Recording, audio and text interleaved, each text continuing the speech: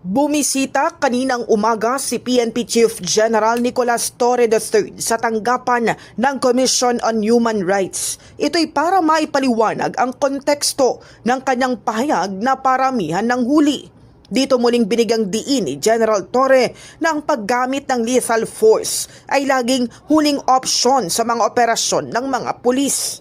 Anya, mananatiling responsable at makatao ang pagpapatupad ng batas ng PNP at hindi nila hahayaang maabuso ang kanilang kapangyarihan para lamang madagdagan ang bilang ng mga mahuhuli. Huwag kayong mag-alala. Yung sa ating sinasabing hulihan ng paramihan ng huli, I really don't believe na yan ay maaabuso. Napakalakas naman ng pulis, ng loob ng pulis, na para lang makahuli, gagawa ng huli. Hindi tapos na ho yun. At dito, ang palagi ko na-emphasize, lethal force will only be used as a last recourse. Samantala, idiniin pa ng PNP Chief na hindi na mauulit ang extrajudicial killings na naiuugnay sa mga operasyon ng pulisya noong nakaraang administrasyon. Ang mga pulis anya ay tagapagpatupad ng batas at kailangang sumunod sa proseso ng hustisya. Sino mang lalabag dito ay hindi na dapat ituring na alagad ng batas kundi isa ng kriminal. Extrajudicial killings, by itself, extrajudicial nga pulis tayo Pag lumabas tayo sa judicial process, di criminal na rin tayo. Hindi tayo pulis, criminal tayo.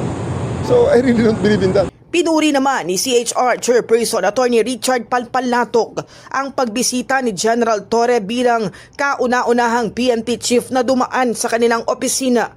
Anya, malaking hakbang ito upang mapanatili ang due process at karapatang pantao sa bawat operasyon ng PNP. Makasaysayan po yung pagdalaw nyo dito dahil in recent history, kauna-unahan ho yatang dumalaw ang Chief PNP sa komisyon. General Torre, your recent statement recognizing the importance of due process and human rights is both timely and encouraging. Kung may kumpiyansa ang taong bayan na ang kapulisan ay gumagalaw ayon sa batas at may malasakit sa karapatang pantao, mas matibay ang tiwala, mas matatag ang bayan.